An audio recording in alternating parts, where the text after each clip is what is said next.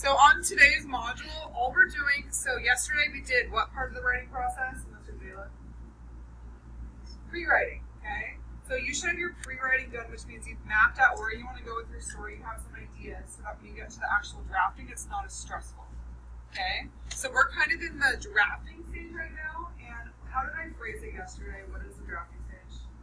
Vomiting words. Vomiting words, literally, okay? You shouldn't be going back through and editing yourself as you write when you draft. Just get your ideas all out there and let them flow, okay? When you get to the revision stage, then you can go back and kind of revise and be like, this is stupid, I'm taking this out. But not right now. So it's like, yeah, I've done that. Okay? So, we're going to review the writing for a narrative really quick. Okay. So, if you guys want, you can use these kind of graphic organizer sentence frames here. So for your intro paragraph in a narrative, it's not like a general intro paragraph, right? You're not going to be like, the definition of culture is, and then like give me background information, give me a thesis statement. It's a little bit different with a narrative. So for a narrative, you might have a hook, you might connect information, you might give the setting, and then your thesis statement is more about introducing the conflict. Okay? So, the hook in the narrative is the part of the intro that grabs the reader's attention. So, think of any movie, Guardians of the Galaxy. How does it start, Ava? Oh wait, Ava, this is not your class. I'm so sorry. Stop it. Okay, Alex, what's your favorite movie? Oh, I know. Okay, what? Castaway. Okay, how does Castaway start? What's like the opening scene? I don't know. I only watched it I think it introduces him before he's a castaway, right? Yeah. It introduces his life. That's kind of the hook. So you might introduce your characters right away in your hook. You might set a scene. You might have to do something like a flat, like think about what's the story we just read, The Seventh Man? Yes. It gives you the setting in the present day, right? And then it flashes back. So your hook might have to be describing what is happening to this character now. Okay, Ryan. I like to look at it as like the first paragraph of an essay because you got to get background information. Yeah, this is just a little different in different ways. Totally accurate. And then you got to give like maybe at the end of the first chapter like a good reason for the readers to keep reading on. The conflict, right? You got to introduce the conflict. And that's kind of your thesis statement in a narrative. You're not going to be like, in my narrative, I'm going to be right. No, that's not how we do it. Okay? So you might introduce the conflict there. What's the issue? So the hook also makes the reader start guessing what will happen next, okay? That's your setting. That's your introduction to your characters. So why should they be interested? Janessa, you're killing me right now. You good, Zayla? Yeah. Okay. So example, this is just, this is me being as creative as it gets. I had never been more anxious in my life. I had just spent the last 3 endless hours trying to get to the airport so that I could travel home, okay? That might be a hook you might use because it sets the story of I'm at the airport, and then you might hook in the reader because you don't know what they're anxious about, okay? So here's some ideas. You could ask a question, sound effects, a striking statement, quotation, short anecdote, okay?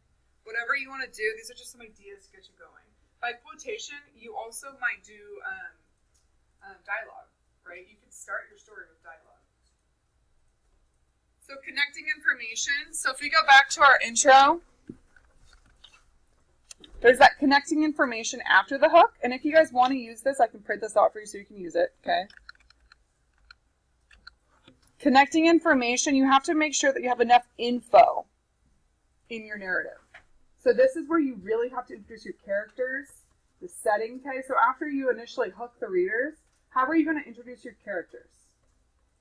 That's what you got to think about, okay? What's the background information of the world? Maybe think about in like the Hunger Games or in Divergent, okay? Once you meet the initial character, then you get into like the society and why the society is oppressive and things like that. So if you're going with a route of you need to introduce the society and the world they live in, maybe the scenery for Aiden, who's doing a story about how he broke down in his truck, right, in the desert and he ran out of gas. So you might describe the setting that you're in before you break down, okay? That might be your society. Thesis statement, okay? So this is the main idea of the essay. We talked about this. This is the conflict. So in the introduction, you've set your setting, you've set your characters, and then you hit the rising action, right? So now the intensity starts to build. So by the end of your intro, by the end of however long your introduction is going to be, several paragraphs, 3 paragraphs, 2 paragraphs, okay? I don't know what you're going to do. You need to introduce the first sign of conflict. Ryan. What if it's just like a subtle, like a build-up? What if it isn't like an instant, sort of like a peak more of? Because like my story really is going to be like the guy runs out of supplies. So I mean, Well, that's fine because you're introducing just the first sign of conflict. You're not like going straight into it, right? So you're kind of building into it. So you're kind of introducing what could happen, and then you build up the intensity. All right, so body paragraphs. So once you guys get your intro done and you kind of are in like the midst of your story, this is a format that you could use. You do not have to follow this. This is just for people who like to have a little bit more direction in terms of like what they're going to write next. Okay, I'll go back to this. So think about in this, so you have your topic sentence in every paragraph, right? Whether it's dialogue. Your support that I have there, those are just details. So remember how we did show, not tell? Details are just reminders for you to be descriptive. Okay, so if an event happens here at the paragraph, at your topic, the beginning of the paragraph, give me details, okay? Describe what's happening. Give me, tell me who, when, what, where, character, feelings, thoughts, dialogue. That's all that's reminding you to do. Okay? So if we go back, possible dialogue, just a reminder for you to include dialogue because you have to have it in this narrative, okay? Transition sentence.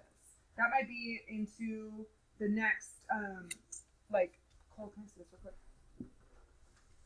So your transition might be into your next event, right? Because you know how we talked about you need to have like events in your story that are happening, like especially in your rising action. That transition might be into the next scene.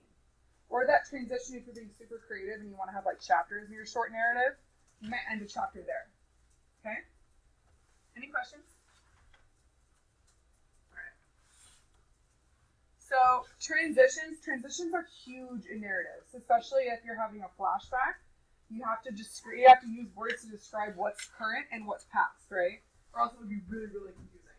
So you need to have that. On the other hand, if you're doing like a first, this happened, then this happened, then this happened, you need to have words like first, soon after. You need to guide the reader into what's happening. Okay, if I get your story and it's super choppy, I'm not going to understand the direction of events. Does that make sense? Okay. So you guys have this PowerPoint, so if you're confused about transitions at all or you want to look up other ideas, this is all up on here. Okay? So now today you're going to begin drafting. So now that you have your planner done, if you don't, let's do that before you start writing and then start drafting. Okay? When's your draft due for sophomores? Wednesday. I need it printed in class.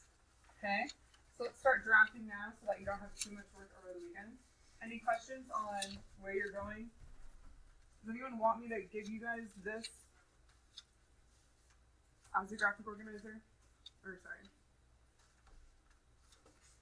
Okay, good? Yeah. You want that, right?